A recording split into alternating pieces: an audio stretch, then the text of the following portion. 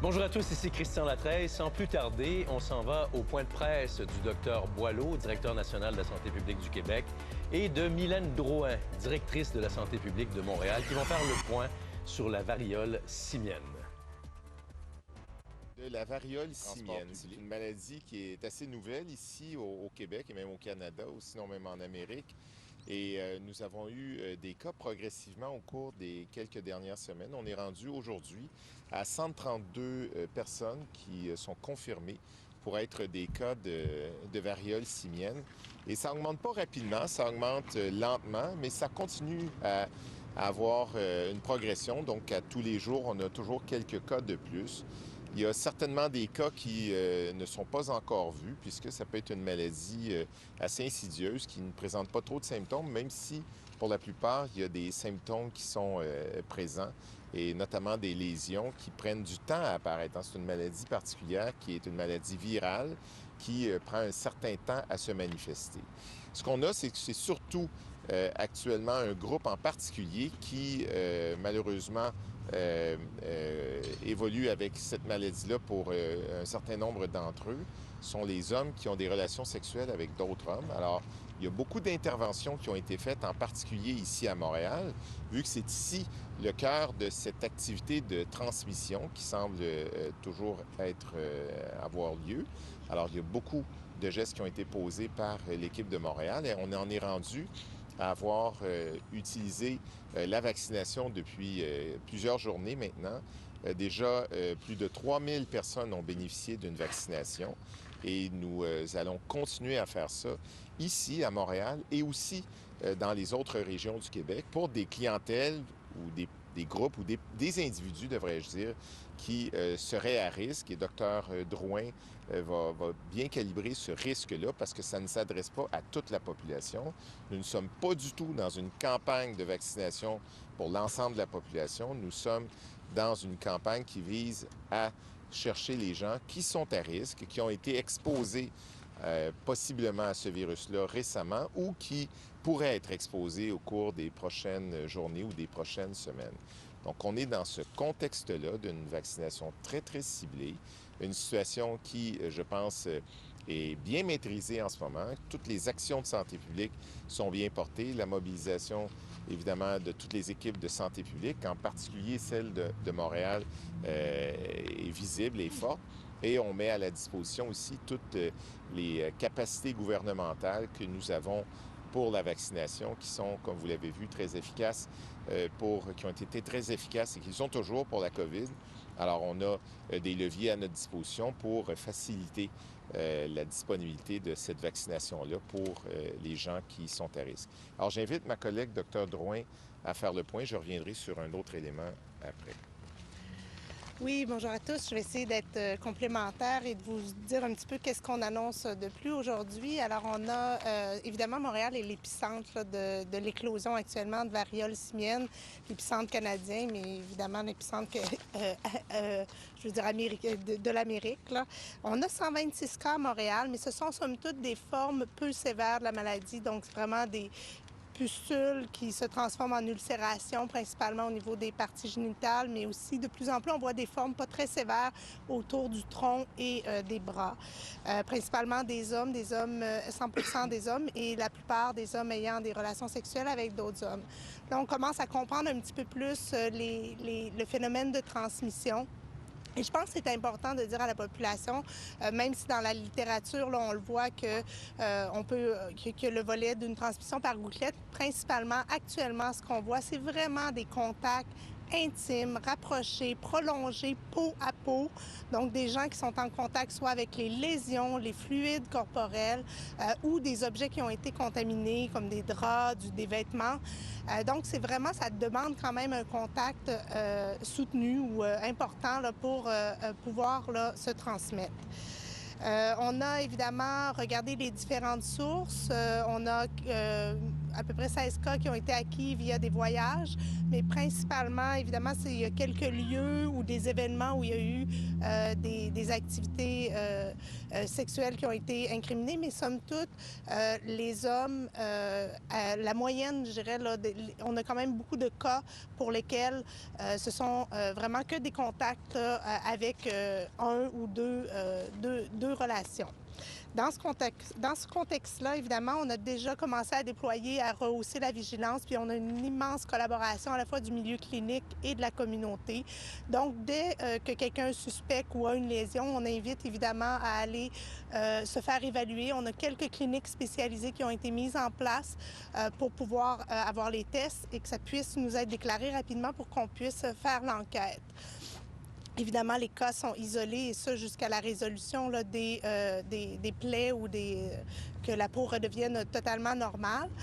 Et pour les contacts, depuis 2 semaines, depuis le 27 mai, on a offert la prophylaxie post-exposition. Donc, les gens, les contacts dans les derniers 14 jours, donc si quelqu'un avait été en contact avec un cas, ou dans un lieu de socialisation où il y avait potentiellement des cas et avait été en contact soit avec des lésions ou des fluides corporels ou des objets ou des gens qui travaillent dans ces lieux-là, étaient invités à venir se faire vacciner. Donc, de là, on a vacciné jusqu'à présent plus de 3000 personnes. Et aujourd'hui, ce qu'on souhaite évidemment élargir comme vaccination, c'est de le faire aussi en prévention, donc en pré-exposition. Pourquoi on fait ça? Évidemment, comme Dr Boileau l'a dit, la progression ne nous inquiète pas. On voit quand même la courbe épidémiologique et le nombre de nouveaux cas chaque jour n'est pas en progression là, importante. C'est quelques cas par jour qu'on a. Par contre, on le sait, l'été arrive, il va y avoir des festivités ou plus d'occasions, évidemment, de gens qui vont venir visiter Montréal. Et dans ce contexte-là, dans le fond, on veut offrir la vaccination à un plus large groupe. Donc, les hommes qui prévoient, dans le fond, venir ou avoir des relations sexuelles à Montréal avec d'autres hommes, pas nécessairement là, des partenaires stables, uniques, mais vraiment dans des contextes soit de socialisation, d'événements ou de travail du sexe. On vous invite, évidemment, on va inviter cette population-là à venir se prémunir de la vaccination. L'offre de vaccination va être donc élargie. Pour l'instant, on a une clinique sans rendez-vous. Les cliniques aussi spécialisées en santé sexuelle l'offrent à leur clientèle. Et tranquillement, selon la demande, on va probablement rajouter quelques sites qui vont être disponibles sur Clic Santé et sur notre site Internet là, Santé Montréal. Et comme on le disait, les gens qui vont venir de d'autres régions, l'épicentre demeure à Montréal. Fait que c'est pour ça que l'idée, c'est pas de... La vaccination va être offerte dans les autres régions, mais c'est vraiment si vous prévoyez venir, dans le fond, soit dans des festivités ou venir à Montréal là, pour les vacances, dans un contexte, évidemment, où il est possible qu'il y ait des relations sexuelles avec d'autres hommes. Donc, c'est vraiment cet ajout-là qu'on fait aujourd'hui dans le contexte de la campagne. Je tiens quand même à dire, parce qu'on a vu dans les journaux et ailleurs, là, on n'a pas de transmission, comme je le disais, là, par gouttelette. Ça prend vraiment des contacts intimes prolongés peau à peau. Donc, c'est pas le festival de jazz, les francopholies, etc. et le fait qu'il va y avoir beaucoup plus de gens à Montréal. Donc, c'est pas dans ces contextes-là actuellement qu'on peut penser qu'on va élargir les chaînes de transmission. Et somme toute, je pense qu'on est confiant. Les stratégies qu'on met en place jusqu'à présent nous démontrent qu'on arrive quand même, là, après plus d'1 mois de gestion de ces éclosions, à contenir et à maintenir là, la propagation là, dans un cercle assez restreint. Donc, je pense qu'on continue sur la bonne voie. Dr Boileau reprend la parole et on passe à la période de questions après. Dr Boileau. Je pense que beaucoup de choses ont déjà été établies pour la variole simienne et la disponibilité de la vaccination va être suffisante pour qu'on puisse couvrir toutes les personnes qui sont à risque, comme le définissait Dr Drouin il y a quelques instants à peine. Je voudrais profiter de l'occasion pour vous dire quelques mots sur la COVID. Donc, la COVID, ça fait déjà plusieurs journées, en fait quelques semaines, que nous ne faisons pas de parution publique pour en parler, puisqu'effectivement, l'évolution de celle-ci a été très positive. On a vu une baisse du nombre de cas, on a vu une baisse des hospitalisations, on a vu une baisse dans tous les indices que nous avons et que nous suivions. Toutefois, depuis quelques jours, et puis sinon depuis la semaine passée, on observe une hausse qui veut s'installer.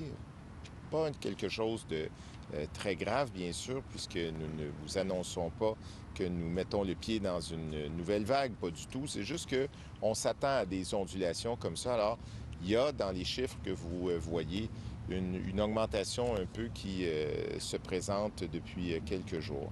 Cela peut être dû à l'augmentation des contacts, évidemment, que les gens ont, le fait qu'on n'a plus de masques. En fin de semaine, on va se départir du masque dans les transports publics là, à compter de samedi matin. Alors, la situation continue de bien évoluer. Toutefois, il importe de souligner que la COVID est toujours là, qu'il y a toujours de la transmission, qu'on a des cas, il y a même plus de cas, comme je vous le mentionnais il y a quelques instants, donc elle n'est pas disparue. Plusieurs ont l'impression que la COVID n'existe plus, qu'elle a pris une pause et qu'elle reviendrait éventuellement. Elle est toujours là. Donc, on invite à une certaine vigilance pour ne pas avoir l'impression que c'est derrière nous, c'est encore devant nous, c'est encore parmi nous, donc ça se transmet et que si les gens estiment qu'ils sont à risque, de bien vouloir reprendre leur propre protection par le masque en particulier, maintenir la distanciation, bien se laver les mains, toutes des choses qui sont bien connues depuis 2 ans. Mais donc, la COVID continue à se transmettre, à exister. On voit des variations qui s'installent. Nous ne sommes pas inquiets pour l'instant, mais nous souhaitons simplement dire qu'elle est toujours présente. Alors, merci beaucoup. Merci, Dr. Boileau. Dr. Drouin, on va commencer par la période de questions. Une question en français par journaliste, par média, après une question en anglais. On débute avec Elisabeth Laplante, TVA. Oui, Dr. Boileau, vous avez parlé de cas qui augmentent pas si rapidement que ça, là, qu'il n'y a pas de hausse. Vous parlez pour la COVID ou la variole? Pour la variole OK. simienne.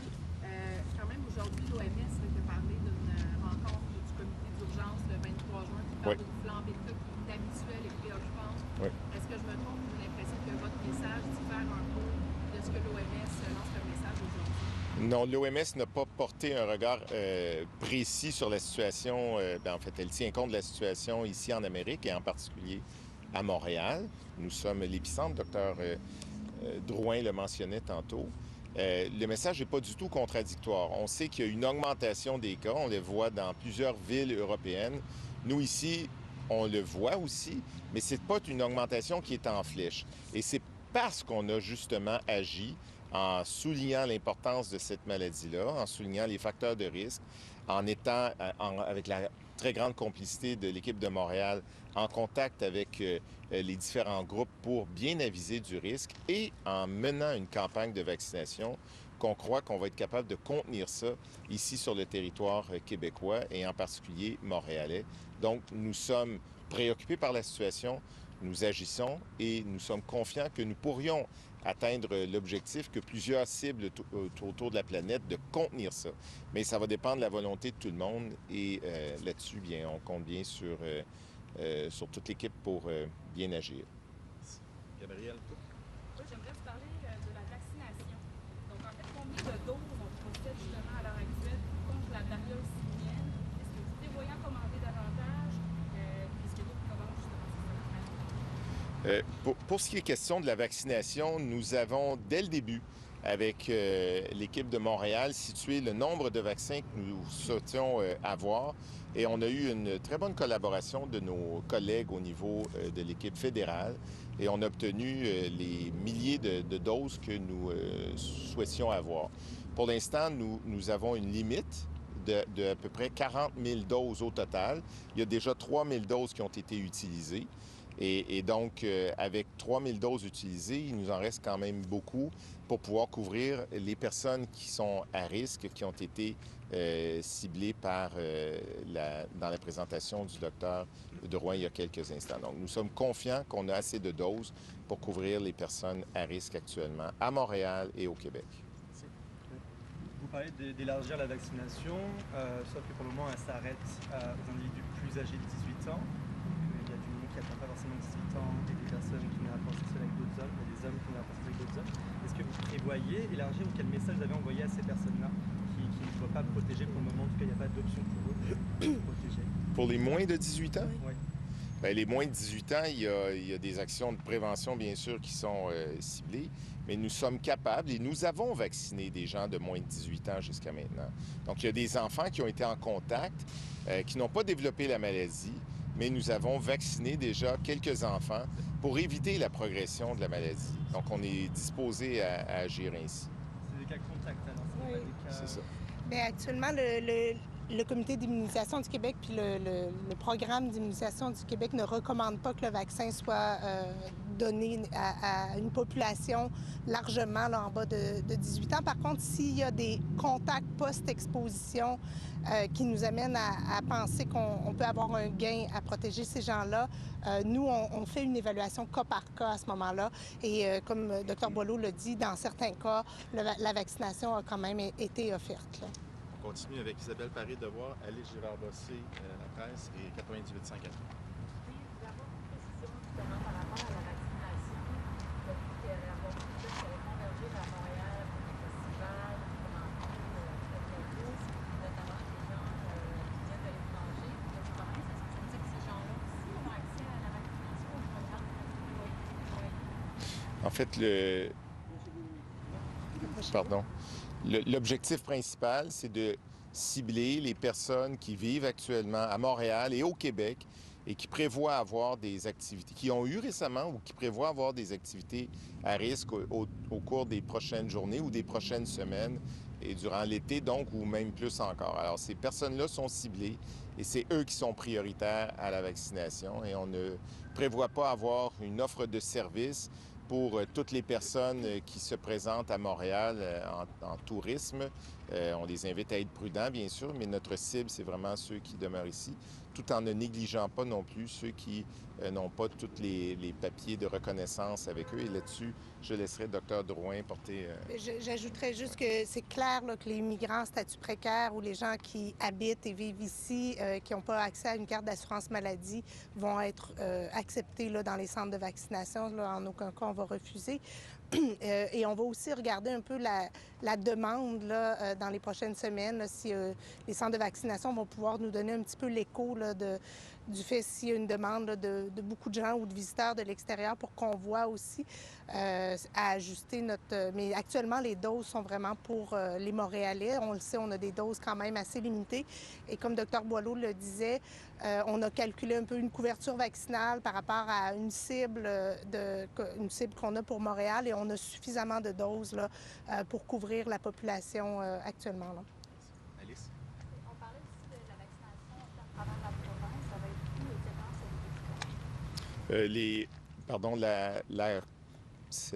Cette disponibilité d'une vaccination à travers la province devrait débuter au cours des quelques prochaines journées et les endroits seront bien signifiés sur le site de soit québec.ca ou Clic Santé. Donc, les gens vont pouvoir prendre rendez-vous ou même utiliser la vaccination ou profiter de celle-ci sans rendez-vous.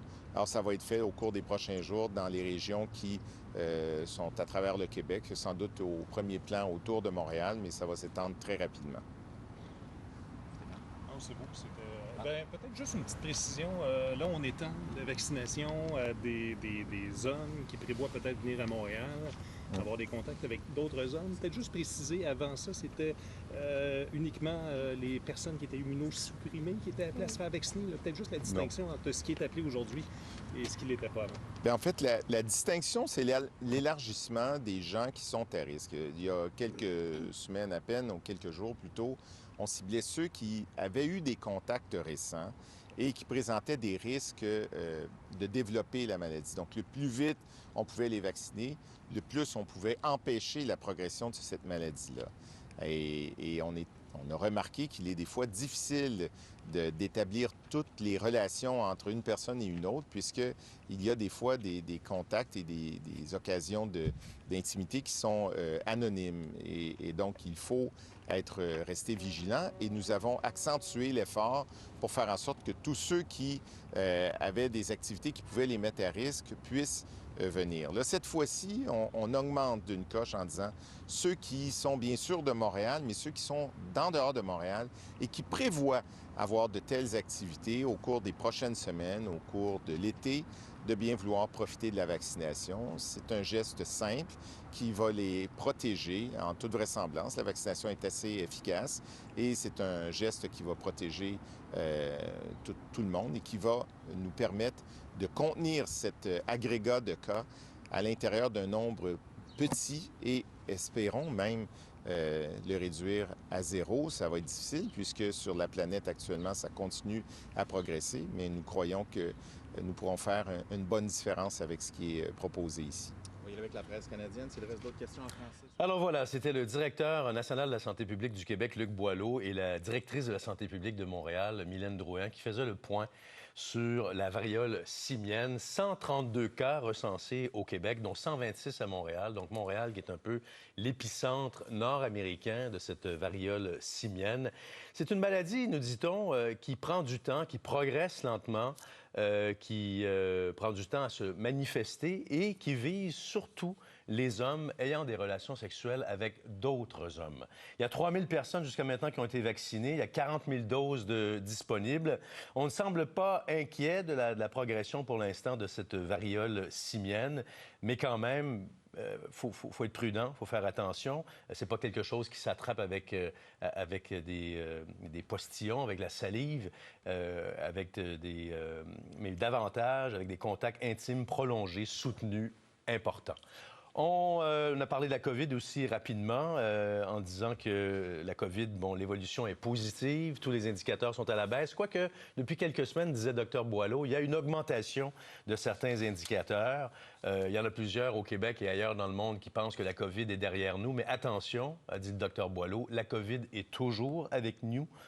Pas d'inquiétude majeure pour l'instant, mais quand même de la vigilance et toujours des précautions à prendre. On sait que les dernières mesures seront levées le 18 juin, soit samedi, dans les transports en commun où les masques ne seront plus obligatoires.